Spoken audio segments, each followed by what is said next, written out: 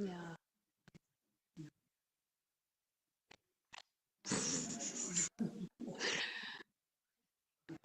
That's when I'd be taking nonsensical notes like loose license, underline.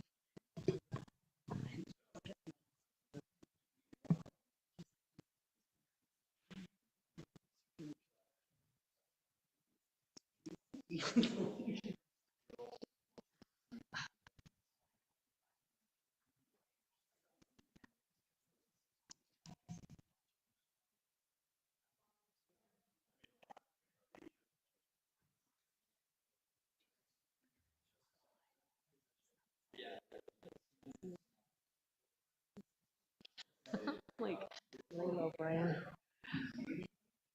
He.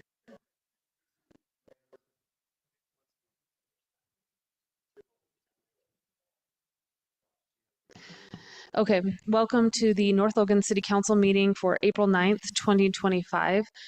We will start with excusing Buzzy, who's out of town on business, and Kenny, who had a personal emergency. And we will begin with a pledge led by me and a prayer led by Joni, if you would. So please rise and join me in the Pledge of Allegiance. I pledge allegiance to the flag of the United States of America and to the republic for which it stands, one nation, under God, indivisible, with liberty and justice for all.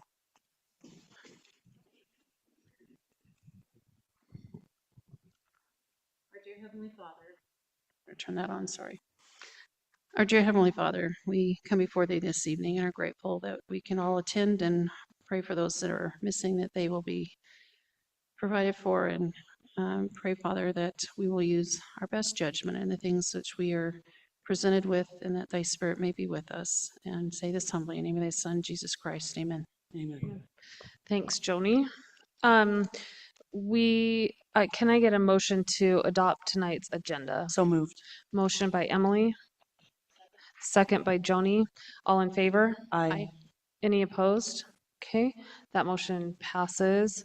And then we have our minutes from our, let's see, March 5th and 19th. Is that true? We need to approve both of those. Scott, do you remember? I thought we did Just the 5th. 19th. I was gonna say. Okay, so we, can I get a motion to approve the Yeah, I minutes? move that we approve the minutes of the March 19th City Council meeting. Okay, motion by Emily. Second by Mark. All in favor? Aye. Any opposed? Okay. And then we will be recognizing our exemplary staff member tonight, who is Wendy Roulette. She is our new front line worker. This is what Karen Jukes said. I would like to nominate Wendy Roulette as our newest exemplary employee. In the short time she's been here, she's caught on very quickly, is very friendly, willing to learn and do whatever is needed. She's very pleasant and easy to get to know. She has a very positive addition to the office staff. We're appreciative of Wendy, as I said, with May. They're really the representatives of the city that see the most people, that interact the most with the public, and they're just invaluable to the city. So join me in giving Wendy a hand of applause.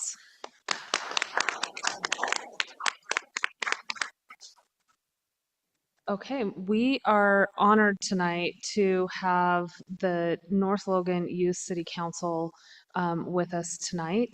The Youth City Council is about 60 high school aged members, 4 adult advisors, and the youth leadership team. They each month plan and execute monthly service projects in our community, and they are always willing to help the city when we ask. They're also provided with training to help them develop leadership skills, encourage lifelong civic engagement, and promote good work ethic. We're grateful for the service that they provide in our community and would like to specifically recognize their youth leadership team and advisors this evening. And I'll just add, on a personal note, we're so grateful for the time that you guys spend, and know that we really rely on our younger generation to take our spots and to do a better job than we do. So thank you for your hard work. So we have Mayor Talmadge Amato, Co-Mayor Shiloh Burt, Treasurer Charity Reese, Secretary Callie Carlson, Historian Maddie Carr, Public Relations Keegan Kofed, and then the advisors Joey Book, Camille Bell, Kathleen Nash, and Ann Reese. So if you guys would come up here, we have some cupcakes for you. And let's give them a hand of applause too.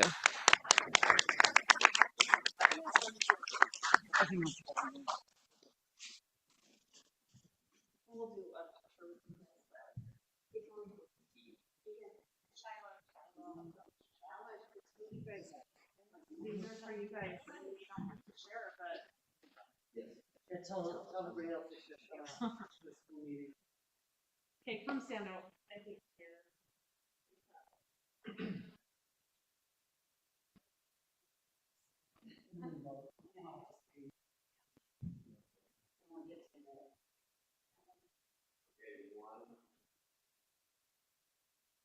Thank you guys. Oh, take the kites. The last thing we need. But will you let us know? Oh. Next meeting night, that's your job. Do you want to be in a picture? Yes. We were so fast tonight. Oh, are you serious? Yep, we're redoing the photo. Camille, come up. We did. So come back. We did that with Rachel.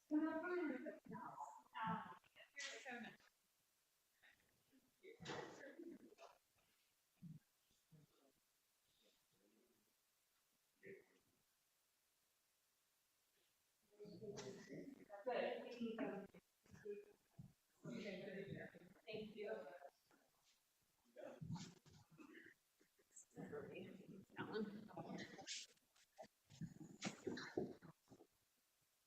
Okay, and you guys are welcome to stick around. It's only gonna get more fun. It'll be exciting tonight, regardless. Now let's get our reports from our public safety. Chief Thompson, do you want to start us off? Okay.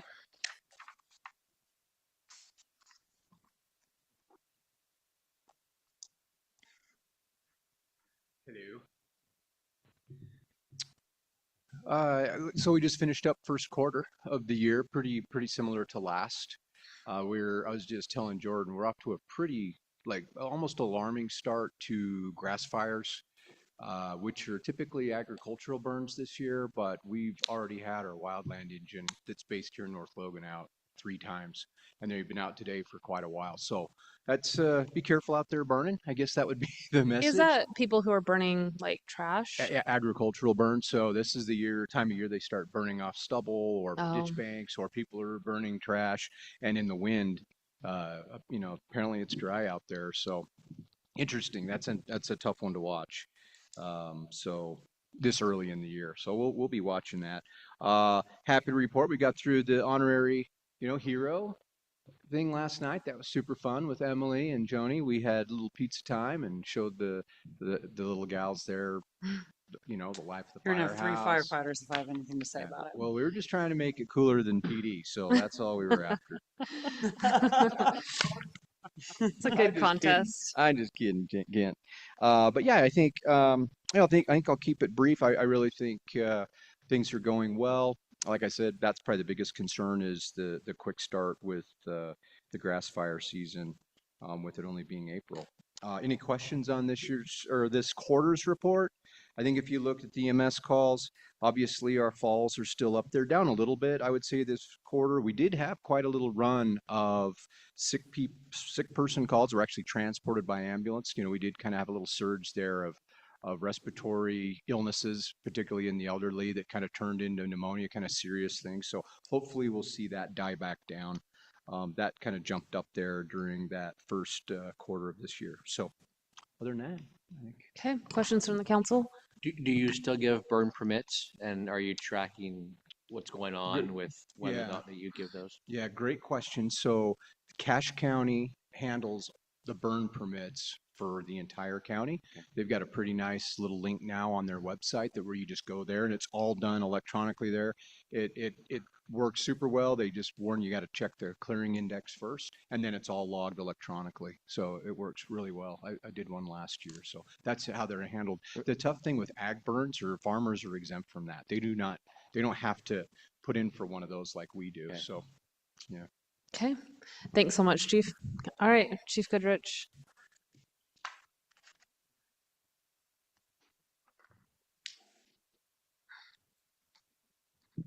Okay. Grateful to be here tonight. We've had a busy week, and I wanted to kind of point out some different things that have happened. One of the first things, I'm trying to provide more data to the City Council and to the Commission, and I'm doing that through this format right here. So first off, this week, from March 30th through April 5, we, as an agency, took 105 calls. With that, the majority of them were, not the majority, the highest number were animal problems, bin inspections, and then medical emergencies. We're finding that medicals are usually right at the top of that list, followed by accidents. This week we had fewer accidents, we only had 3, and we had more animal problems. So it's kind of an unusual week, but we did have some pretty serious calls that our guys were handling this week. One of them was a threat with a weapon that we ended up arresting a suspect on that. And then another one was a DUI incident that we arrested a guy for on that. So overall, we're seeing as our guys are out, they're still making stops. We had 46 stops that were made this week, or sorry, this last week there, with a 24% citation to warning ratio on that. So still on the lighter end of the sites, still trying to educate the public on what we need them to do with that. We are seeing an increase in our calls. If Alan, if you could slide down or scroll down just a little bit. From 2023 till now, you can kind of see that increase going on. So specifically from last year to this year, we're seeing just over a 7.5% increase from where we were this time last year. So far this year, we're at 1358. At the beginning of April, obviously we've moved more past that where we're trying to do it month by month. So we are seeing an increase in calls there and time required. But one of the things that I wanted to point out, an example from last night, our guys are out being proactive. They're making stops. So last night, one of our officers noticed a car that had stopped in the intersection down here by 2500 North and 2nd East. It was just odd. He noticed it. He went and made the stop on it and ended up making an arrest on that. It was a NCIC warrant for drug distribution out of West Valley City. We also, in addition to that, had another officer last night that was running speed and picked up a car going 65 in a 35 zone, and he was DUI alcohol on that. So the benefit of what we're seeing by our guys being proactive is we're removing that criminal element from the streets, and it's good to see. In the last 3 weeks, we've had 3 DUI arrests on that. And so as it starts to warm up, we're starting to see those arrests come and happen. But we're doing what we can. We're staying busy, and our guys are out in force. So, Did you guys have the young man, high school student that was chased by a car on his e-bike, or was that in so that was Smithville? last night. That was a call that we handled last night. That was you. That charge is going to be screened by the county attorney on that. Certainly, we can't have that. The greater offense is definitely the adult that's chasing in a 5,000-pound vehicle, you know, these kids going up on sidewalks and chasing them. So every year it seems like there are issues with e-bikes and kids get into places that they shouldn't be. So there's a trespassing issue as well, but certainly the greater issue is this guy that's chasing these kids down and potential harm and assault to them on that. So that's what we're looking at with that. Man, I need to get on Joni's call list. She's got like all the details there. Today. So we also have deployed the radar trailer. It is gathering data out on 3100 North, and it's actually fun to watch because when you get above 10 miles an hour over the speed limit, you see the red and blues come on, and it's fun to see guys they'll come down the road at a high speed, and then they'll see that, and they start to slow down. So it is having an effect, and we're getting the data. So I'll be excited to present that data next week. I saw someone else trigger that today. Wasn't you? No, never. No. Okay, thanks, Chief. Okay, Alan, will you go over our strategic directives and action items? Yes, thank you, Mayor. And as we've discussed, I'll go over the action items primarily. And then probably every quarter, we'll do an overview on the strategic directives from the council, which should all tie together. But going through this, I'll jump over the community center because we'll hit that at the end of the meeting. Jumping down through the communication items, we are going through our new newsletter. RFP, RFQ, that has come back. They're going through the final bids, and then we'll narrow that down. It's not just the newsletter, though. It enables us to have different communication methods with all the residents. So the ability to email and a few other things that we kind of have at this point, but it really expands the ability to reach out to all the residents and provide information. Jordan will give an overview on water at the end of the meeting, so I don't want to go over that. Sewer, they are going out and they're doing a lot of the cleaning and jetting of the system. You'll see them out and about the next couple of months. And then we are still finalizing our DEQ bond. The person that was handling that with the state has since left the state, and so we're working with a new person as of this week. So I'll have updates for you on that. Streets, they're talking about a mastic seal. That's a type of surface treatment they're working on. You'll see them out crack sealing several roads in the spring in preparation for the surface treatments throughout the entire summer that will take place. When I say surface treatment, that's chip seals, slurry seals, everything that's taking place on the roads. But also you'll probably see in the coming weeks, Jordan's been working hard on this with Colby in the engineering department, 6th East out here, our COG project that we receive funding for. That will proceed forward. It'll probably start about the third week of April and go till June or early July.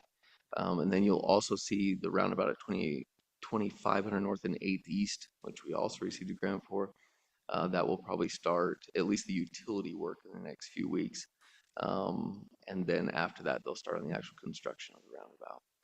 So those are two very large projects that will take place throughout the community. Jumping down through here, 2850 North, that's the road out west of Main Street that's going in. I think that's just about finalized, and I think this week they were finalizing their access onto Main Street, that agreement. Jumping down through your parks, they're going to de-winterize those. This week, if I just jump down to recreation, we'll have our kickoff, no pun intended, but we will have all of our sports starting this week. Soccer will start this week. Several other events, including our Easter egg hunt, soapbox derby, those will all be this Saturday. So you'll have very full parks this weekend, several thousand in each of our parks starting this weekend. So as you look through that and you look at recreation, Jesse lists these out in this cell right here. But if you go through that, there's about 30 things starting in the next week or two, events, programs, everything that they're doing. I mean, it's just incredible, all the different things that they're putting together. Trails, the Bonneville Shoreline Trail, Jordan's been working with that on our UORC grant. They've cut in that first portion. They're watching how it weathered the winter, and then they'll start to look at the surface that they'll put on that trail itself. Jumping down through here, cemetery, there are 2 tree planting projects coming up this month. One involving the staff, another one involving S&S, the roller coaster manufacturer. They'll come in and do a service project, which would be great. Jumping down through community development, Beck Farm subdivision, that's in discussion right now. That's how I'm trying to think of the coordinates for that, about 2800 North and probably about 18th East. That's a subdivision that'll probably come through soon. And then there's a few other things on that you'll probably see in the coming weeks that are coming up. And then Sage Hills will probably get started, which is coming off of 6th East right over here next to the log cabins on that road. Jumping down through, there's several things that each of these departments are working on. Obviously, we'll discuss the budgets tonight and go over that. Library, we had a very good meeting this week with the Thorne Endowment Board and the Friends of the Library, and they have so many programs coming up, and it's just amazing to see everything that the library will be providing. Watch your emails, watch everything else that they send out, because they'll send out all the details regarding those upcoming events. And we have a big announcement coming from that meeting that we'll just watch for it. It's super exciting. So yeah, it's incredible. And then we've already gone over the reports from police and fire. So with that, are there any questions? I jumped through those pretty quickly. I don't think so. Okay, as kind of just an addendum to the action items, we have Jared from HR who has a presentation, and if I don't leave with one of those Regal awards, I don't know what I'm gonna do. So Jared, take it away.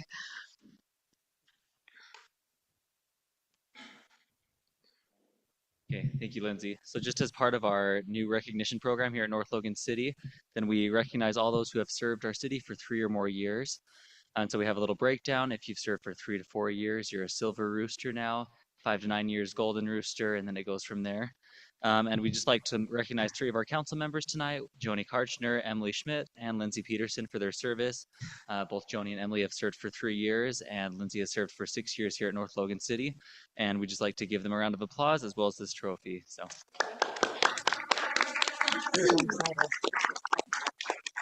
Joni's hers earlier, so it's just for Emily and Lindsay. Awesome.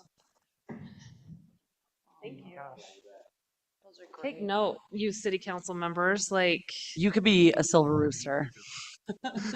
yep. Thank you, Jared, for spearheading use my that. title That's from now on. really fun, and thanks you guys for your service too.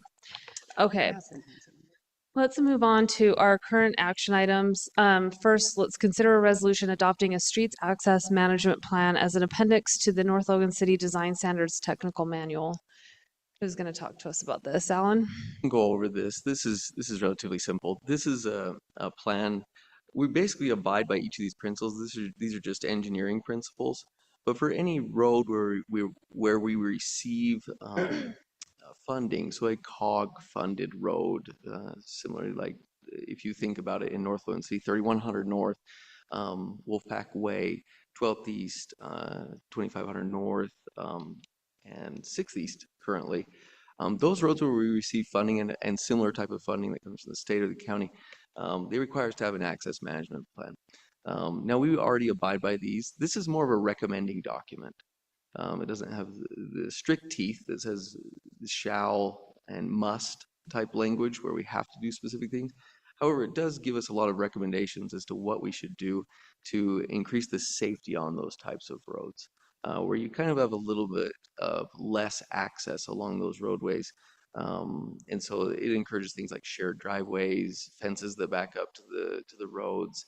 So you have a little bit less access, making sure that roadways don't come up at an awkward offset intersection. Those types of principles are incorporated in here, and it goes over it in great detail, but this is a recommending document, and that's why it would be more in the appendix of the Design Standards Technical Manual. Are there any questions about any specifics in here? Again, it's just a recommending document. Just curious, where did this language originally come from? We've stolen it from several different cities that already had this in place, which were developed. I think like Sunrise Engineering was the originator of this document. Okay. Emily's editing it. Yeah, well, I'm trying to make it say, trying to do a Utah spelling, so I put an X in there. No, I think this looks great. Do you have, it looks like Mark has questions. I was just looking for the language in here that talks about the may versus the shall. Yeah, they're all, as you go down, they're all recommendations. The requirements in there are listed as more recommending items. And the document is in the appendix, so it's not binding. I'm looking at that appendix. So to be clear, it doesn't say must or shall, it's just, these Well, are our it's just standards. Recommended access space Yeah. requirements Yeah. for table 10. All of them say recommend, a minimum distance recommended. It just gives recommended us a corner guiding clearance. I document. was gonna say, I haven't seen a must or a shall. I just see the yes or the no in the tables, and that's where I thought it was No must or a shalls. They're yes all or of them no say instead of recommended. a. Again, though, the entire document will be in the appendix, though. So it's not. And gonna I'm be in looking the- at that appendix, and that's. No, this is this entire document is going in the appendix of the DSTM. Independent of, No, in the appendix. this entire document goes in the appendix Understood. of the DSTM. And I'm looking at that I'm just trying to see where it may be a may instead of a shall, because I see the yes and the no language, and then I was reading it, I assumed that was Yeah. a requirement, like a UDOT access permit. I'm trying to understand the difference between the two. Well, it Those does, would be binding, these ones are not. above it says table 9 identifies the recommended type of access allowed according to functional class. So I think the preceding sentence kind of says this is the recommended type of access, but it wouldn't be strictly binding as an appendix. Well, and it looks like most of them, if they say it's recommended, I mean, we're always allowed to change our minds, it looks like. Same with above table 9, it says that. Above table 10, it says table 10 provides recommended access spacing requirements. See, and then in above table 11, it says on a case-by-case basis, additional traffic or turning analysis may be requested, you know, if you want more offset, but they're suggesting some minimums right there. Even if it did say shall or must, it's in the appendix, so it doesn't have a binding nature. Okay. You comfortable with that, Mark? Yeah, I was just asking the question because I didn't read it as a may, and you're describing it as a may, and so I wanted to see where that was pointed out. Okay. All right. Are we ready to make a motion on this? Yeah, I motion that we adopt a resolution for a streets access management plan as an appendix to the North Logan City Design Standards Technical Manual. Okay, that motion's by Emily, I'll second that. second by Joni. Any further discussion on this? No, it looked pretty clean to me. Okay. All in favor? Aye. Any opposed? Okay, that motion passes unanimously. Let's move on to overview of urban deer herd management history, recent survey results, and potential options going forward. Who's got this one, Alan? Probably both of us. I can Okay. start out with just a few of the slides. They're just general history. Chief will have to go into the specifics. He has a lot more detail. Just to give everyone an overview of this this program, which has kind of had several different elements over the history of North Logan City. This didn't start recently. It's actually had several different iterations. To put it in perspective, the deer herd, the urban deer herd, was a little bit different back in the day. And what do I mean by that is during the early years of North Logan City, during the summer, it was very rare, if ever, that a resident saw deer in the community throughout the entire summer months. It's well documented. And then in the winter, they said with heavy snowfall or other events, they would have a few deer come into the community over the winter. Every document says that, all the history books, everyone affirmed that. But as you look at it, to put it in perspective, though, in 1914, they had some heavy winters, so they hired Albert Beck. He was a young man in the community, related to the Yonkers today, but he was hired to go out, and what he would do is he would herd the deer in the winter months back up to Green Canyon, and they would feed them in that area and up on the foothills. They'd even light fires along the foothills to scare the deer so they would never come down in the community. And that went from actually 1914 until 1955. And so during those months, they had no deer in the community during the summer. And then in the winter, they had deer that would come down and they would herd them back up there. Obviously, things have changed significantly from them. But from 2013 to 2015, the city had 4 different city council meetings during that time to discuss this problem. It was becoming a problem with the deer throughout the community.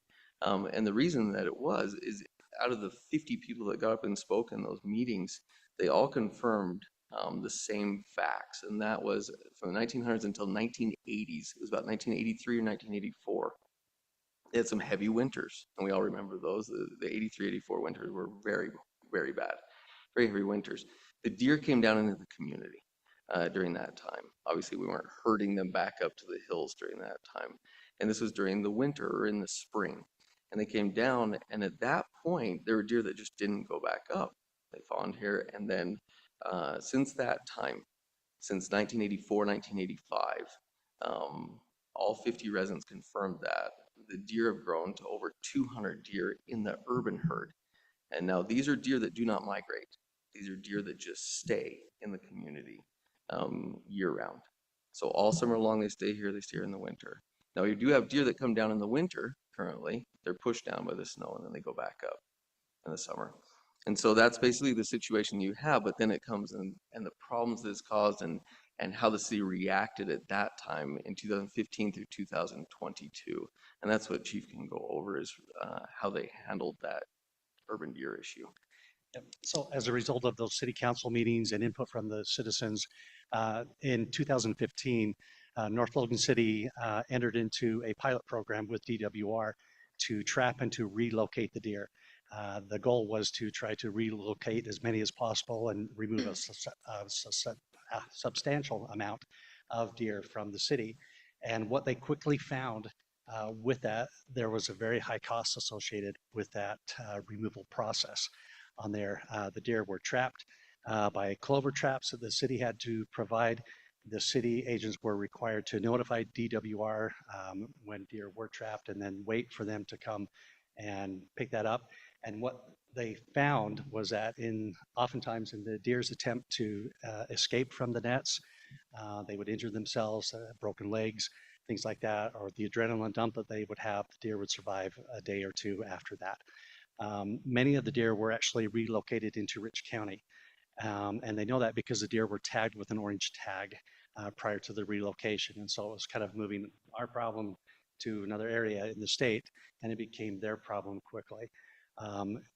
That pilot program lasted about a year, and in 2016, DWR recommended going to a lethal management plan. Well, this is where the shooting and the harvesting method began. So that arrangement authorized a city agent to harvest 40 deer per year for a total of 120 during a 3-year commitment. With that, there was a list that was maintained by the city or by animal control where citizens who were interested in harvesting or receiving a carcass could harvest that meat and receive that meat. They were called by the animal control and required to come pick that deer carcass up within 24 hours.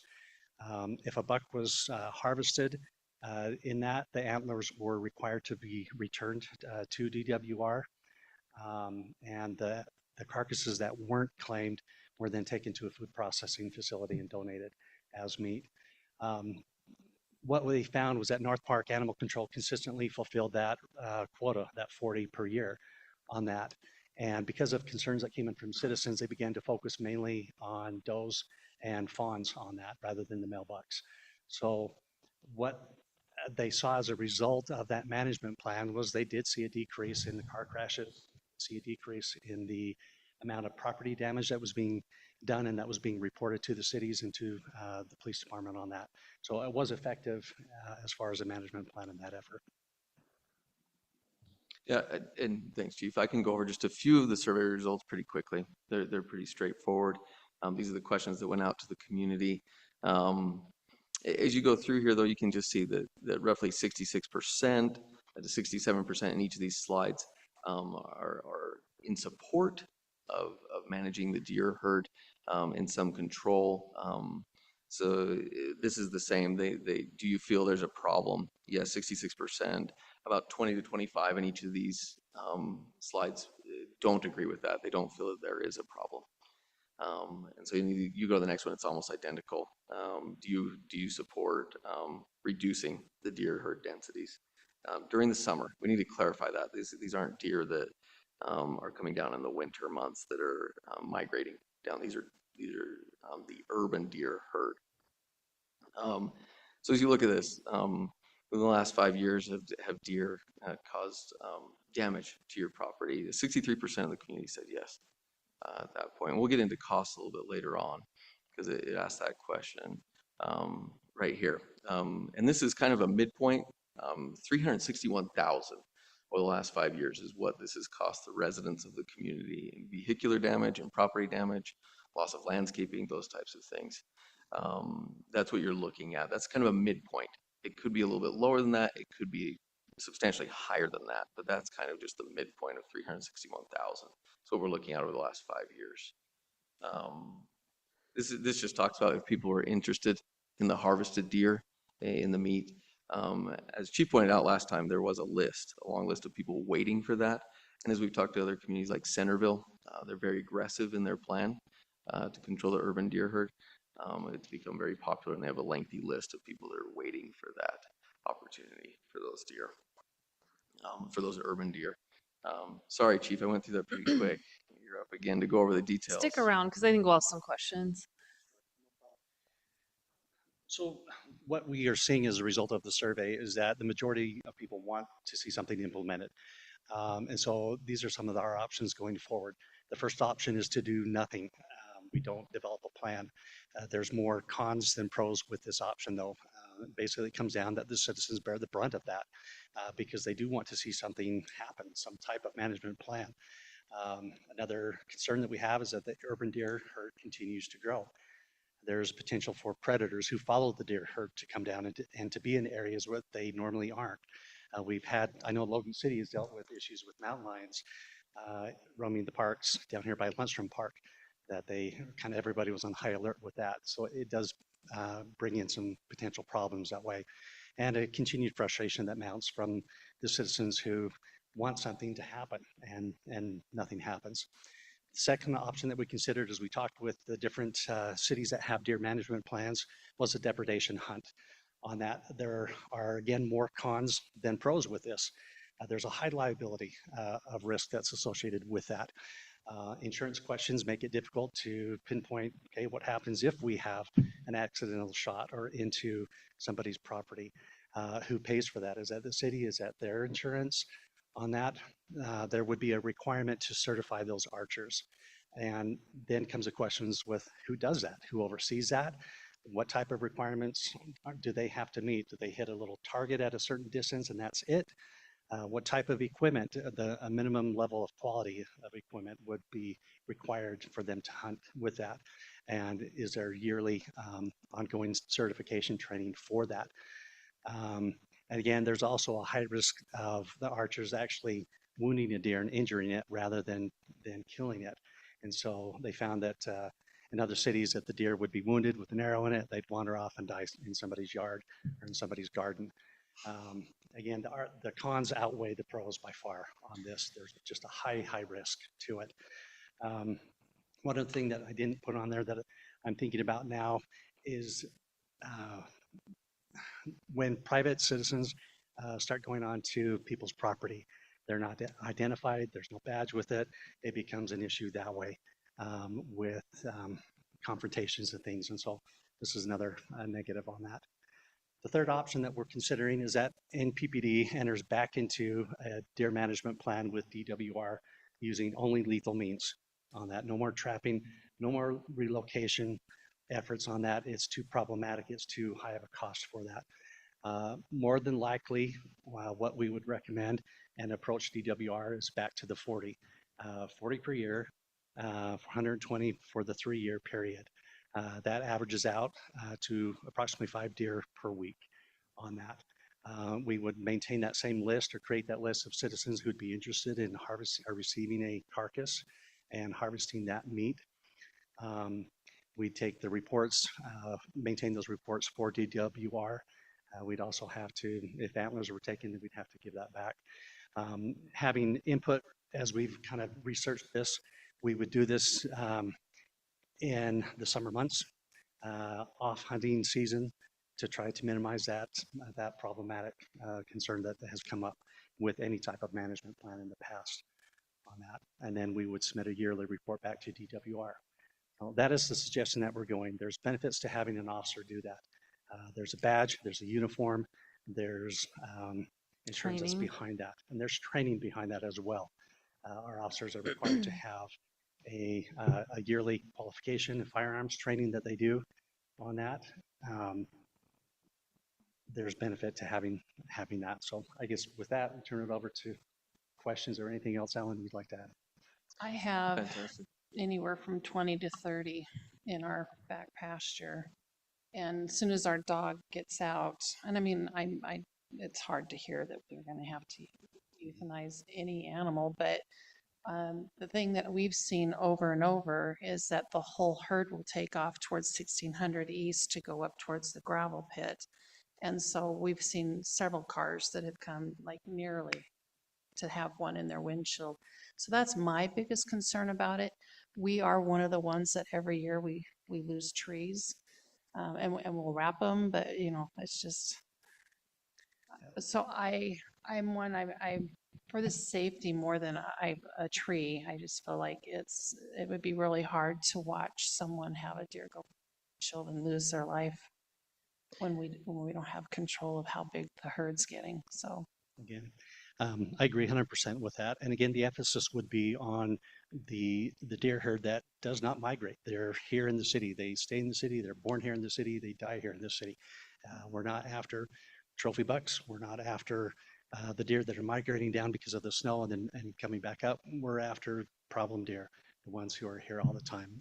Yeah. Well, we're starting to see deer poop we're starting to see droppings in my neighborhood, which is wild because of how far. So any deer that's down there is very much an urban deer. I believe we should go with the deer management plan with the DWR. I just feel like that's the best.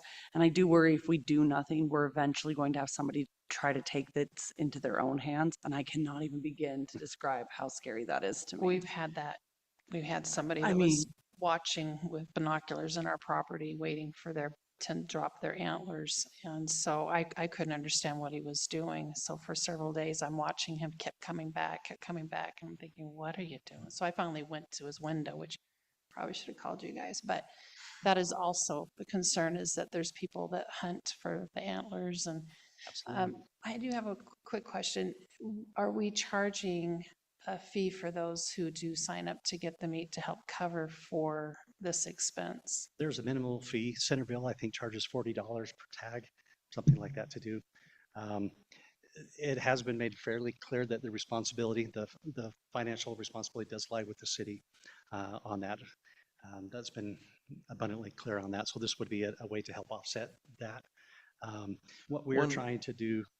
Oh, I was just gonna say one other clarification, Chief, regarding the harvesting. The way Centerville does it is a little bit different than what we did during 2015 to 2022. It's my understanding that our animal control officer, who basically managed this whole thing, at that point would actually harvest the deer himself, and basically butcher the deer, and the people would just come pick up the meat at that point. The difference is with this program, the officer would basically euthanize or kill the animal, and then they would stand there, wait for the person to show up, and the person takes the animal at that point. And deals with it. And Well, they take that care of it. officer got bit by a tick, so he has Lyme disease. So we also, how do you control that if somebody's taking a deer? So it comes down to safe protocols, basically, safety equipment that they'd have to wear, gloves, a shield like that when they're cutting the antlers. There's things that they can do to help protect themselves with that. Really what we're trying to do is provide a safe and a professional solution to what the citizens are requesting, to a need that's there. It needs to be done safely, it needs to be done humanely, but everybody pretty much agrees that something needs to be done. Yeah. I just had a couple questions. So have you guys had contact with the DWR up to this point, or are you kind of waiting till we make a decision about how to proceed? No, I have been in contact as recently as today, actually this afternoon. I've talked with them. My understanding from them, as we get feedback from citizens on what type of management plan they're wanting to see and what's best for the city, what works out, we can make this recommendation to them in the form of a plan, and they put their stamp of approval on it, and we can implement it. It'll be a fairly quick process once it gets through this process of citizen input and approval. Okay. So when you are killing deer, are we talking, like, is there a designation of, are you targeting does, fawns, or bucks? We're targeting the does and the fawns on Okay. that. So then as a follow-up kind of to that, does that mean that, I'm assuming that these are urban deer, but this doesn't affect deer hunters? No, it wouldn't. That's again the attention, the concern that as we've tried to figure out the solution here on that is that is one thing that we do not want to do. We don't want to target the trophy bucks that a hunter could take. There's a lot of division associated with that, and that's something that we didn't want to do. We simply want to help provide a solution. Which is Okay. why you're doing it in the summer, not the winter. Yeah, so that was kind of the question I had. Is the assumption that if they're here in the summer, they are urban deer? Because mountain deer, I guess, is that the other designation, that they would be in the mountains in the summer months. Yep, in the So you kind cooler- of just have that default, like if you're here, you're a city deer. Yeah, Okay. exactly. I also understand that you can't hunt a deer in the city limits, and so there's no such thing as a huntable trophy buck. That's Yeah. that it's a city, that's a resident buck because they are permanently off season. How do you handle access and trespass, even on private property? How does an officer manage getting permission to enter private property to euthanize? to do that. So again, what we've modeled is off of Centerville City and some other cities that have management plans. They actually, the officer would go and talk to a private property owner and discuss that, see if they'd be willing to allow the officer to actually step foot on their property and do that. They'd have a waiver then that they would sign that we would keep on record for that. That's part of the plan. Yeah, so this isn't just a free for all, go out and woohoo, see how many we can shoot. There's steps that would be taken in order to make sure that we're not violating people's rights or trespassing on people's property with that. Like it would be done in a very orderly, systematic way. Okay. Other questions? Are we ready Have like to? a public hearing or anything once we've gotten the survey? Okay. You can come to my house. I'm ready to make a motion if no one else has any more comments.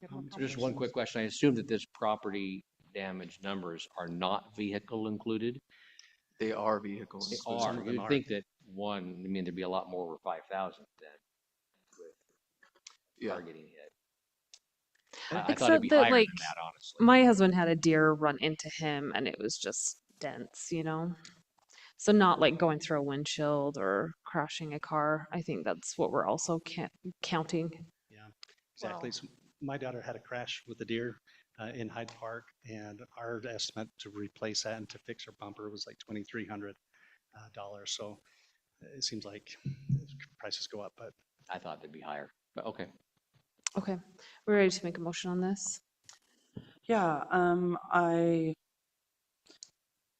it just says overview. I think it's What you do is you'd you wanna recommend pick an option 3. Perfect. I motion that we we authorize North Park Police Department to enter into a deer management plan with DWR using lethal means to manage the urban deer herd size.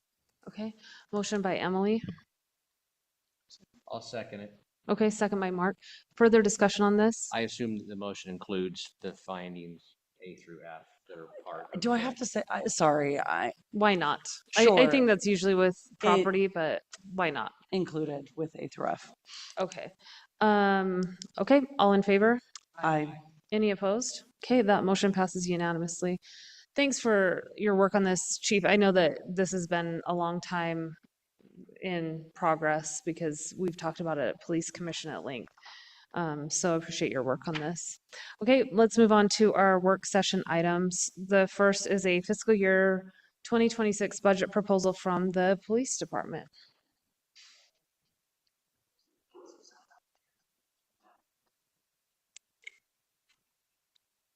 I should have just brought all my folders up. So I want to start and preface this with, there's a lot of effort and work that's gone into this with the commission and with the direction from the mayors and city councils.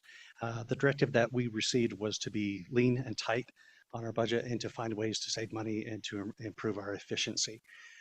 And so to highlight some of those things as we look through it, everything in yellow that you see here is a reduction in our budget as we've gone through category by category, trying to decide and really fix what we need and what we can reduce down on or stay flat on. And so that's what we're seeing.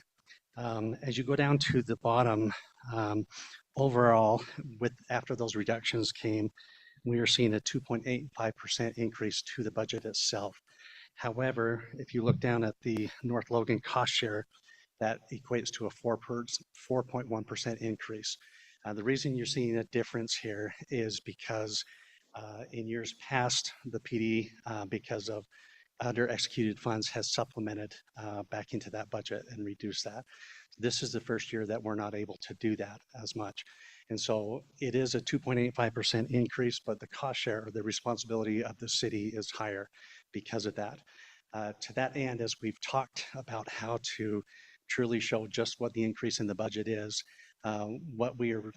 the input that we're receiving from the mayors is to take our under executed funds from not having our 15th position filled, or if an officer leaves during the year and having those wages, that we return that money back to the city and then we eliminate this artificial inflation or cost that comes with that.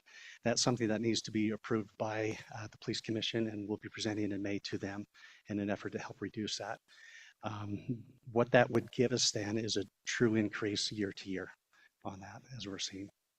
And the city would have the option with the money that's returned to roll that back into the budget for the next year or to spend it as they see fit on that. So overall, what it means for North Logan this year is an increase of $85,000 with costs that have come up with the wages, with our insurance, with other things that have come up. We tried to keep that as minimal as possible, and that's what it came down to this year. If I can just add, I think a really big lift this year has been moving from leasing our vehicles, our police vehicles, and shifting to self-financing the purchase of those vehicles. And in talking to other jurisdictions, that's not really even something that people have taken on. But it represents a huge cost savings, and it represents a lot of effort on the part of Chief and his office.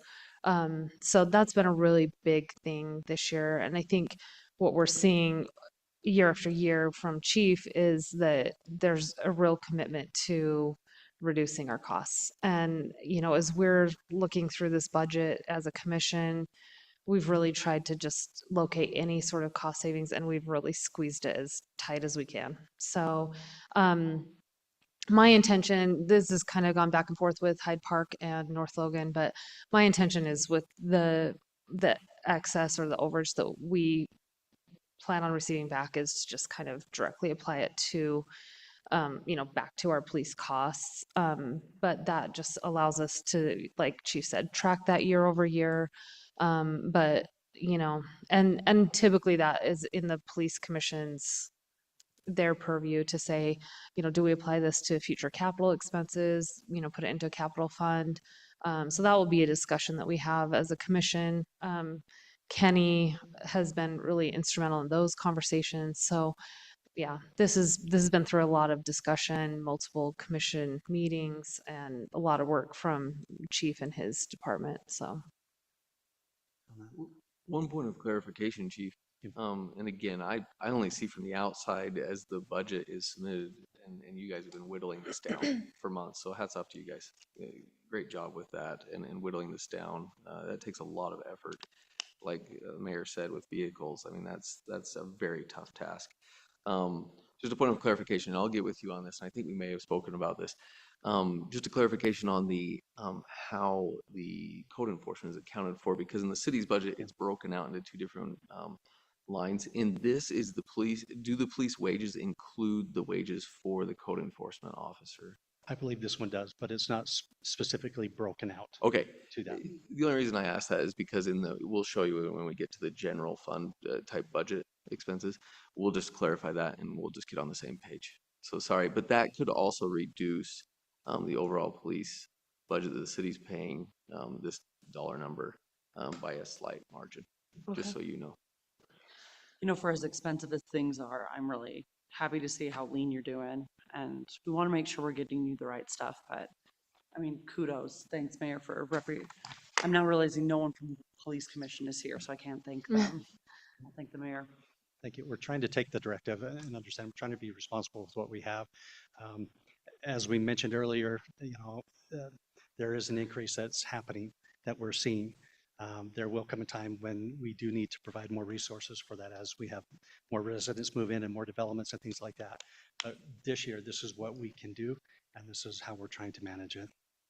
Thank you. We talked about, the mayor talked about this transition from lease to, I guess, self-financing the vehicles.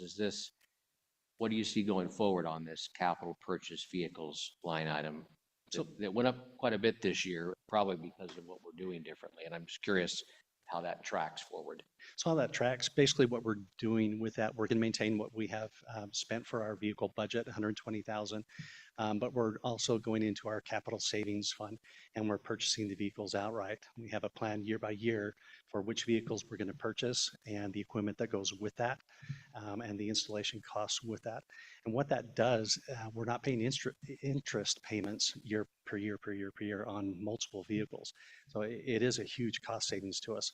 And as Mayor Peterson mentioned, there's very few agencies that are doing that. It's time consuming. It's very complicated at times to try to figure that out. It's much easier to just lease it and say, I'm done with the vehicle, give me my new one on that. That's a simpler solution. The more effective and efficient way to manage it is to manage it on our own. And that's what we're trying to do through that, through our savings and through maintaining our budget of what we're currently expending on vehicles. How will that savings be manifest in the budget going forward? So those go back into our capital fleet program, our vehicle program. So you'll see that on the line item of what the vehicles are being sold for and what is being expended. Okay, Thank any you. other questions on this? Okay, thanks so much, Chief. Yep. Okay, let's move on to our budget proposal for the Facilities Department. I will take that one. Dathan is not here tonight. He had to fly his airplane, so he wasn't able to make it. This is so for the facilities budget, it's basically that department, they take care of all the grounds and the buildings that we have throughout the city. Some of their revenue is, well, one of the big ones is the ULGT TAP safety program, which is kind of a neat program that our insurance company puts on. So every year, if we are safe and we promote safety items, that we can receive money back. They've actually got a new program that's starting this year. If we perform for 4 years, we get our 5th year of premiums back over the next 5 years following that. So it's a good program that we're working towards. So that's a good one. That would be roughly like, I think around $20,000 to $30,000. Yeah, the total. Yep. So it's about Nice. So about $30,000 after 4 years, we would get that year for free. Yep. And that involves all the different departments and facilities spearheading that. Yep. So yeah, you'll notice that in the facilities department there are some safety lines, and that kind of goes along with that program that we do. So the facilities puts in like AEDs in some of the buildings. They have the first aid kits. Some of the big expenses that they have, well, they don't really anticipate anything big this year. One of the things that we do need to look at, we talked with Alan about this, and with the new building, is you look at the very top, there was facility reservation fees that used to come out of the library. We won't do that any longer through the facilities department. It would come out of the library. And then we used to pay for portions of the library with the facilities budget because we had the council chambers there. So with the new building, this will probably all get changed in the next year. It'll be a totally different budget. But we cover the contract cleaning, but we don't anticipate any big things this year or any big costs. So the overall expense is actually a reduction this year in the ask from that department. Okay, I probably asked this before, but I Yeah. completely forgot. I was looking at the facilities allocation breakdown. Yep. Why is water so high? Is it because of all the various facilities of water that are covered in this? Correct. Yes. The wells and stuff? Okay. Yeah, there's about, I don't even know, 10 buildings associated Yeah. with water Yeah, water's got the and very share. expensive items within those buildings. I was going to say Yeah. that made sense, but Yeah. I just wanted to make sure I was on the right logic track when I was Yep. thinking about it. okay, any other questions on this one? Okay, thanks, Jordan. bet. Let's move on to budget proposal for general government, executive, administrative, non-departmental, and public works departments. This one's tough because this is so expansive. It goes through all of our revenue sources that are general fund related, and then all of our expenditures, they're general fund related.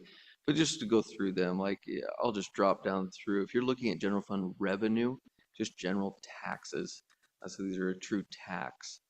You have your property tax, library tax, dedicated library tax. You have your sales tax, energy sales and use tax. That's a tax on the energy related costs related to Rocky Mountain Power and Questar for businesses throughout the community and residents. But as you go down through here, there's just a few other just general items.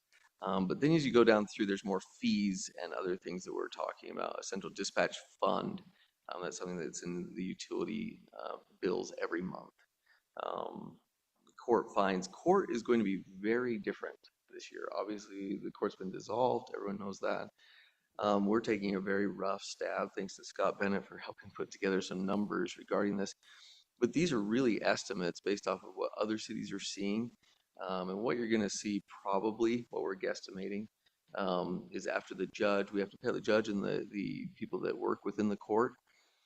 After that, we tend to lose about $80,000 to $120,000 per year on our court. That's just the cost associated with that after we pay our bills and everything else. It's a net loss of about 80,000. Our net loss should probably be around revenue neutral to a loss of about 5 to 10,000 per year on those court costs. So just keeping that in mind. We do need to look at parking tickets. They're significantly lower than last year, and we'll go over that. I'll talk with you about that. But that's partially due to the lack of significant snowstorms this past year, and also just kind of a change in what we were doing and how we were addressing that. But we'll go over that. Interest earned, this is from our PTIF, our Public Treasurer's Investment Fund. This fluctuates significantly. This is like if I were an investor, I'm pretending to be Warren Buffett here and looking and predicting what the market says. But I'll just tell you this much, that has varied significantly. When I first started with the city, it was probably around 40 to 50,000 was our PTIF, what we brought in. I'm talking about line 48, and then a few years back, it was $473,000 is what we were accruing in interest every year on the city's funds. This next year, we don't know. So we're going to guesstimate a little bit lower because we're not seeing this significant interest on our investments that we have in the past. Jumping down through, I'll jump over to general expense. We can come back and talk about any of these items. But these are just each of the different departments. So city council expenses, election expenses. One thing to point out here is back in the day, these election expenses, so line 16, when we had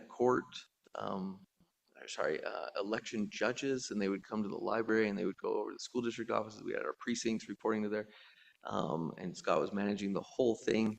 Our total costs were between $3,000 and $5,000, and that was 2 years ago. That was our total, or 3 years ago. That was our total cost out of pocket. Now with all of the new mandates, the state mandates, everything else that's associated with it, we're looking at 29,000 minimum, and which might go up if we have to have a person standing by the actual election box here at the city office or anywhere else that would take place. Regardless, that's what we're looking at, just to point that out, and you can tell I'm sour grapes about that. I won't hide that. Anywho, jumping down through here though, the admin department, administrative department, there's multiple departments here. There's nothing really big as far as changes associated with those departments. Those are office departments. Non-departmental is about across the city, but it's a lot of like computers, postage, general things that we pay for. But then you get into the other costs associated with the court. Again, back to court, we're probably going to be revenue neutral. Not this coming year because we do have to make one last installment to the judge and the staff from the court. And then in following years, we should be revenue neutral or a loss of about 10 to 15,000, I would imagine, which is more in line with the rest of the state. When we were looking at 80 to 120,000, that's a significant loss to run a court. Police expense, thank you, Chief. This is what I was talking about, lines 91 and 92. So that actually could be a savings there, and Chief is actually taking care of that. So thanks to Chief for those items. Sanitation, we just need to go through. This is always very difficult. When I talk sanitation, we're just talking garbage collection. And it's always been an issue of, do our fees actually cover the cost because of inventory? Back in the day when Logan handled our inventory, we went through several studies. It was always off. We were always trying to figure out ways to make sure we were covering costs. Same thing now, it's actually been corrected somewhat, and we'll probably try and do that even better this year, to where we make sure that what we bring in helps pay for what's our expenses to waste management on that. Public Works, that's Jordan and Mary in the office. But jumping down through there, I'm trying to think what else is in this line. I think that's just about the vast majority of everything associated with this particular budget, or sorry, this agenda item. Do you have any specific questions or anything else? I could be off on several things in there, so let me know. There's still some work to be done. I need to clarify that. There's still questions. We need to finalize a few things, make sure we're on track. There's one that doesn't make sense to me, just because I've never seen it go down like this. Yeah. It's line 106, I'm in expense. It's the Public Works benefits. You have it going down. Last year we were probably like 95,000, and we're now saying 80,000.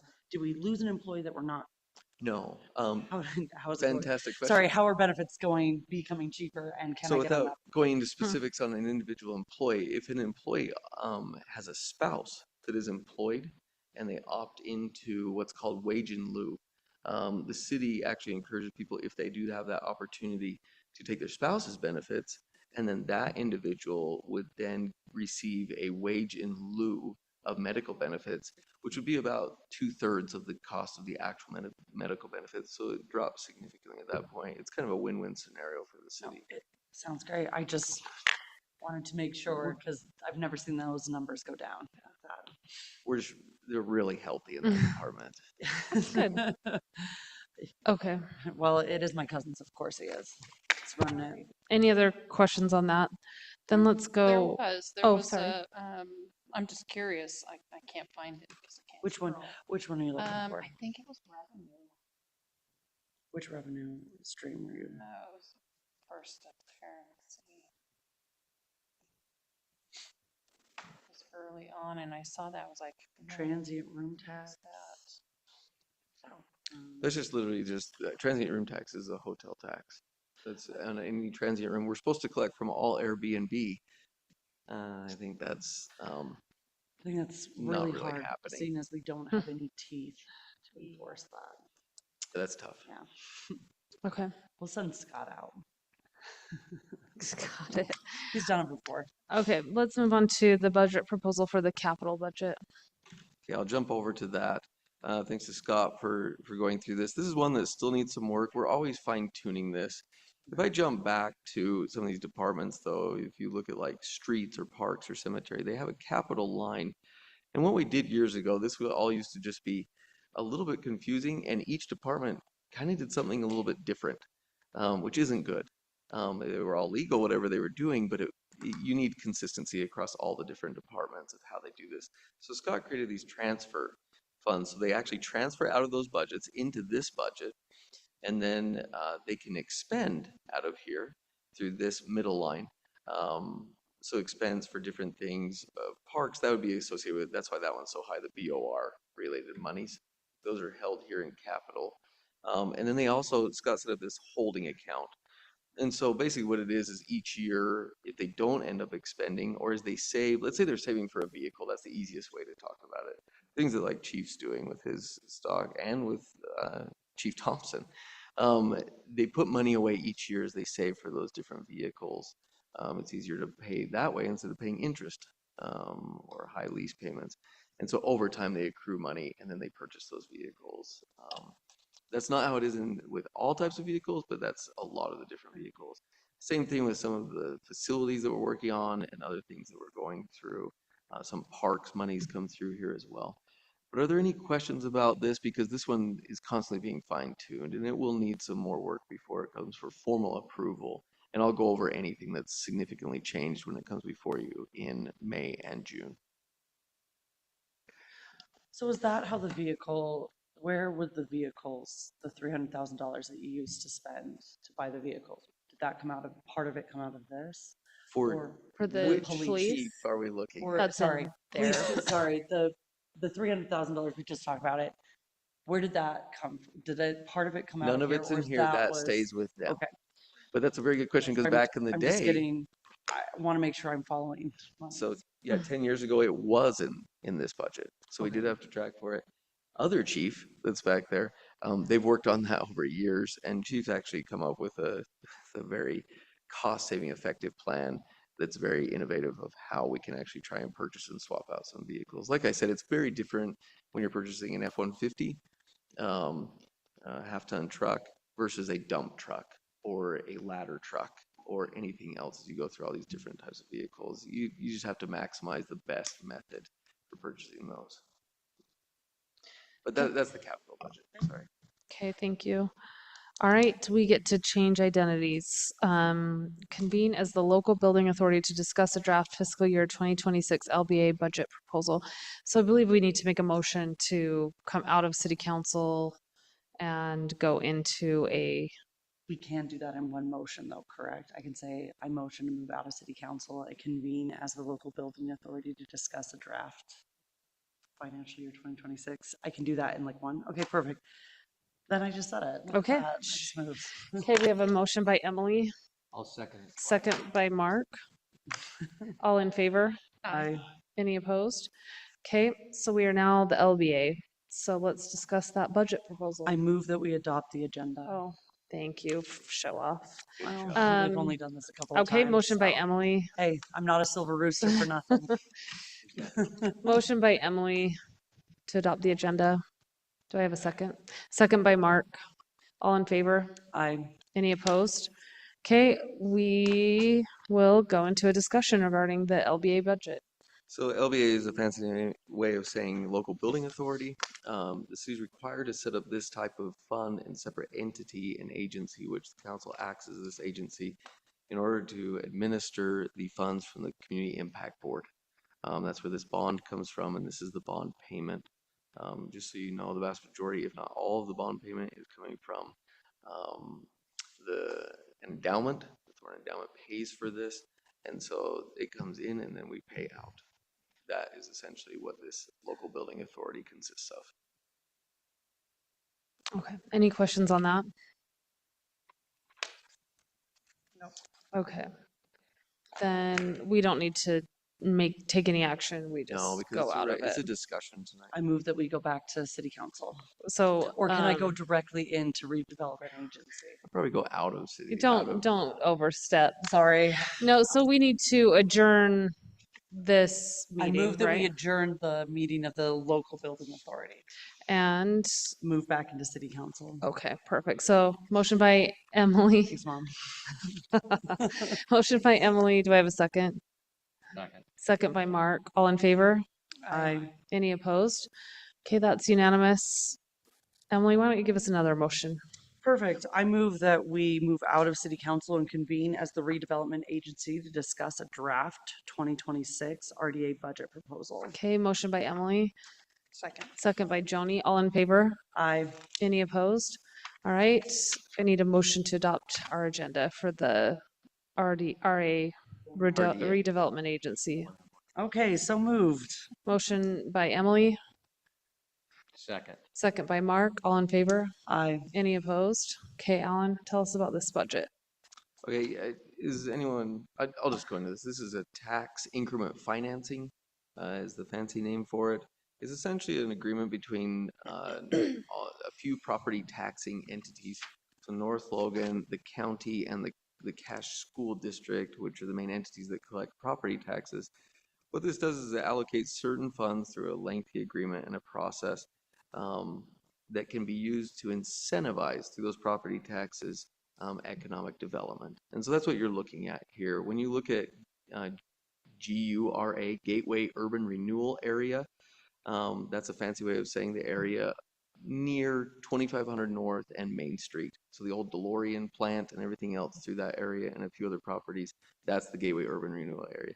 The CCDA, the Community Development Area, a subset of the RDA, that is the city center, and it does meander up Wolfpack Way a little bit of ways. And then there's a EDA, and that is the Economic Development Area or Education Development Area. One of those two. That's the area on the Innovation Campus, and so that's where those monies come in. There is a CRA that we approved in 2022. And that's a community reinvestment area. They're all fancy ways of saying an RDA. The state has just changed that acronym over time. It's all tax increment financing. But based off of that CRA, that's approved for several areas that are already approved. So a lot of the URA, the CDA, and the EDA are wrapped into that CRA going forward. But they don't actually kick in. There isn't anything accrued at this point until a project comes in. You'll probably see that this year with some of the development along 3100 North. But those properties would have to come in and then we would have to kick in that CRA at that time. So right now you won't really see anything. But are there any questions about what this is for and what's taking place? As you see some of the CDA monies, it's just anticipated right now. It'll help pay for some of the studies that are taking place and then hopefully help with some of the development of those areas. So that's kind of a place saver to say what we would use those for. It would be to help develop that city center area. That's exactly what those funds are intended to do. If you have any questions, let me know. Again, this might have some slight changes, but what we'd see is if the CRA needs to change within this coming fiscal year, we would just have a meeting, a formal meeting with the city council, and we would go over that to amend this budget to say exactly what's coming in. Okay, any questions on it? Okay, then I would entertain a motion to adjourn. So moved. Okay, motion by Joni, Second. second by Emily. All in favor? Aye. Any opposed? Okay, so do we need to go back into city council or is that, okay, motion to, do I have a motion? So moved. Okay, motion to move back into city council by Emily. Do I have a second? I'll second. Second by Joni. All in favor? Aye. Any opposed? Okay, that motion passes unanimously. Let's move on to updates regarding the North Logan City General Plan and City Center Master Plan. Scott? Okay, Alan, do you want to just click on that first folder and open the link and click on the link there? This, for everybody who's been involved in the general plan, this is the project website link.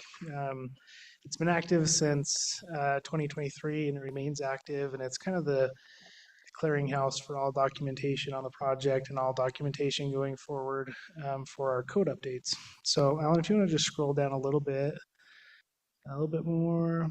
Okay, so those two green bubbles there, those are the finalized and adopted general plan and city center master plan. So if anybody wants to go back through those, refresh your memories, that's where they are currently shown, and they'll stay there for the time being until we wrap up the project and decommission the website. Then we'll transfer all of that over to the city website.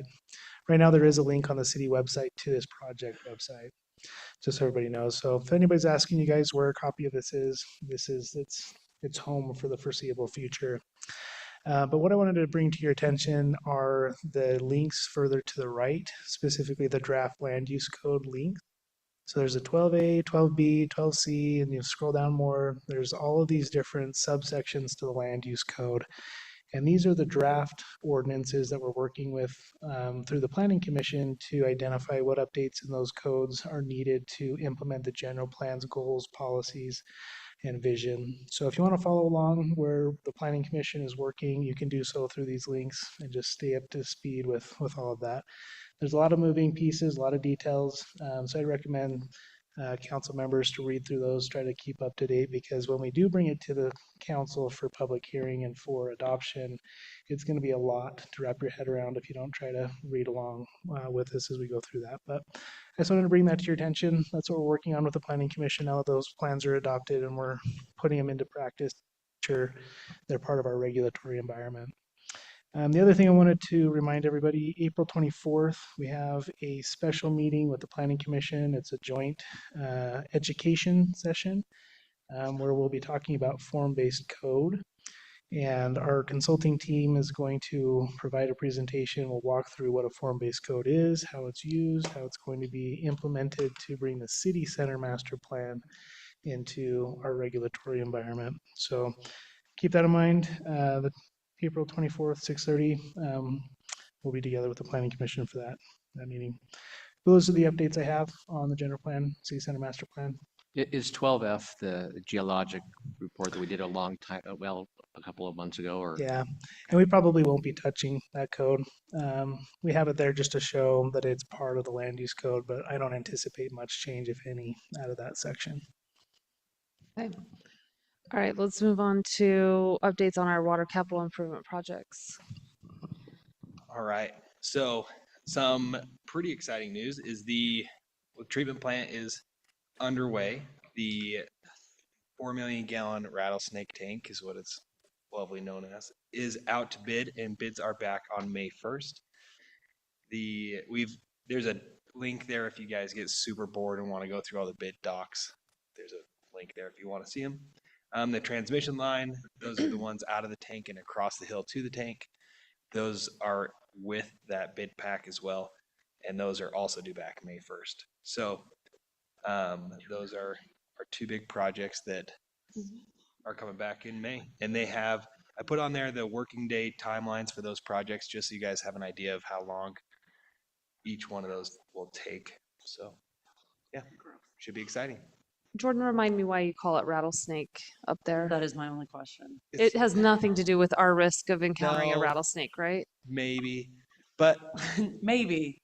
Cousin. you name the tanks as they come across, and we already have 2 Green Canyon tanks, and so we have Beef Hollow tank, and so it's like, what do we name this tank? It was Rattlesnake tank was Perfect. what the easy name was. So I mean, Okay, fine. the Lindsay Peterson Memorial Tank was taken, I guess. we can switch Memorial, it for I sure. appreciate So it. we can switch it. All right, let's get updates on our civic center. I can just And go, when can we call that the community center? soon. Okay. Whenever you'd like, Mayor. But He is no. I'll go over a few updates related to the community center and the civic center. But Okay. the community center, everyone can see that the roof is now on. They poured the roof.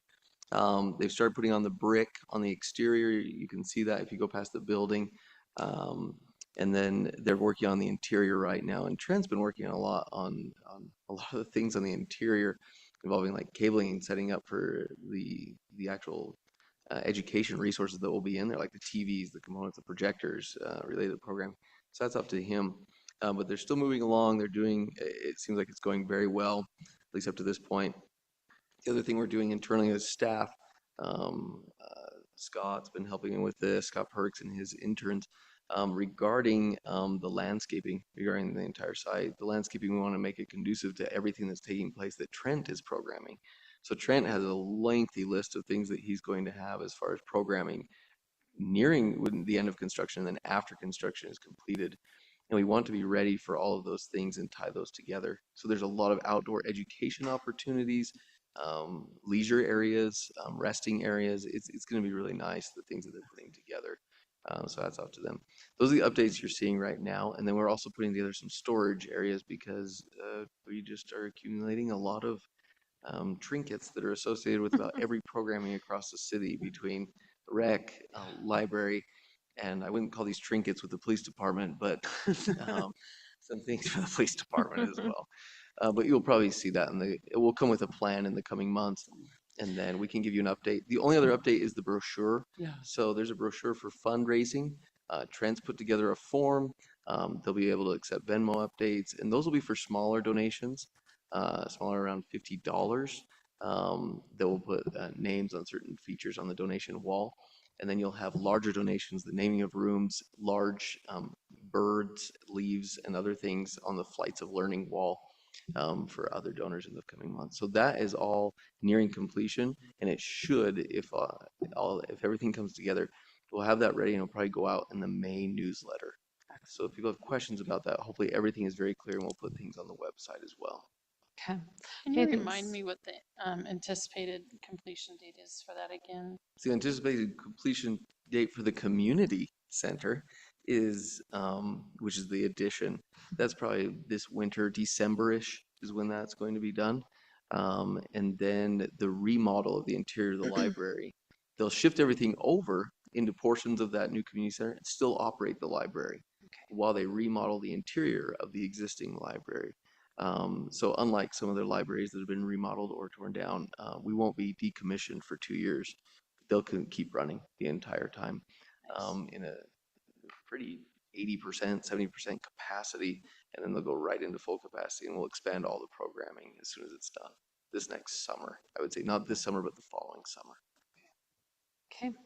And then let's go through our reports. We'll start with Scott. This Scott Bennett. Just make sure that you receive the confirmation and the form signed by Debbie for payment of your rooms so that you take that with you. Should in we case already you have need- that? What's that? Should we already have that? No, I put it in your box, but Okay. I need to hand it to you. Just Okay. let you have it Look in our when you go down boxes. to St. George. Okay, perfect. Scott, Yeah, just a Perks? reminder. So Spring APA Utah Conference, it's going to be here in Logan, May 7th through the 9th. If you want to attend that conference, let me know. We can get you registered. It's a fairly cheap registration. It's here in town, so very low cost if you'd like to attend. Mainly the reason why I bring it to your attention is we do have a session that we are presenting at that conference for our city center master plan. We did finally get the draft agenda. It is scheduled for May 7th, so Wednesday the 7th from 4:40 or 4:15 to about 5 p.m. So if you want to come sit in on that presentation, you're welcome to. I do have Mark registered. I think Kenny was looking for the final agenda before he committed to whether he could or was able to. If anybody else wants to, just shoot me an email and I'll get you registered. Okay. Okay. All right, thanks, Jordan. Sorry, I have one thing. Just a heads up. Alan's just telling me no. 600 East will be closed starting April 21st and will remain closed until the end of June. When he says closed, from what 2200 to what? north to 2500 north, it will be closed. 60s from 200 north. 2200 north to Okay, I was 25. sorry. I was like, what? Yep. From And April what? 21st Okay, through June. through June. Okay, perfect. And we are working with the school to establish a different route for students to go through. So the school will send out, I talked to the principal today, he will send out a notice through Greenville Elementary's newsletter. Okay, I'll keep an eye out for it. Okay. Alan, I think you're the only remaining Upcoming one. events, I think everyone else has covered everything. Just a reminder, Easter egg hunt, 11 a.m. this Saturday. It's actually across from the HSC, so everyone knows that. It's 11 a.m. to 11:01. So make sure you are there on time. It is over in 1 minute. It is 10,000 eggs gone in 1 minute. So the Soapbox Derby, that is at 1 p.m. this Saturday. That's on 3100 North between about 1450 East and 1600 East. That's where they race. And that's the ASME program up at USU, the Mechanical Engineering Club. And they put together this event. It's really exciting. I mean, they race soapboxes down that hill. It's really cool. The Utah League, we've already gone over that. Founders Day tree planting, we'll probably do something as a staff on April 23rd. We're looking into that. Just cross your fingers it doesn't get rained out. That's why we don't do our tree plantings normally in April, because it's really tough to predict the weather. But we'll plan on that for the staff, and we'll send out more details if that actually does take place. It should be up at the cemetery where we might plant a few trees. There's the Star Wars party at the North Logan Library. That's usually very big, on April 25th. And then Founders Day. The reason we have all these Founders Day items is the city was founded on April 27th, 1884. And so we usually commemorate that with a few different cleaning and service activities across the city. But that's the citywide cleanup, green waste, on April 26th. We'll put dumpsters on the north end of Elkridge. They'll be there 8 a.m. until full. They usually fill up in a couple hours. There's usually 5 to 6 dumpsters that go across the north end, and they're full in a few hours. So hats off to the residents for doing all of that service and cleaning up that day. There's a few other things below that. Keep your on your docket, especially Memorial Day, May 26th, 11 a.m. to noon. There's one of the keynote speakers on the stand today. Mayor will be speaking. On Memorial Day. Yes. Okay, there's still so time. just keep those dates on your docket, pencil them in. Fantastic things coming up. There's a lot more than that, though, in the April newsletter. So if you just go in the April newsletter, there's about 20 other programs and events. Okay, perfect. Thank you. Anything else from the council? Oh, I would just like to say, by the way, the newsletters look really good. They do. They look great. Okay, can I get a motion to go into closed session? I move that we move to a closed session to discuss the acquisition of real property. Okay, motion by Emily, Second? second by Joni, and then I'll do a roll call. So Emily, Aye. Joni, Mark. Okay, that motion passes unanimously. We'll just do a brief break and we'll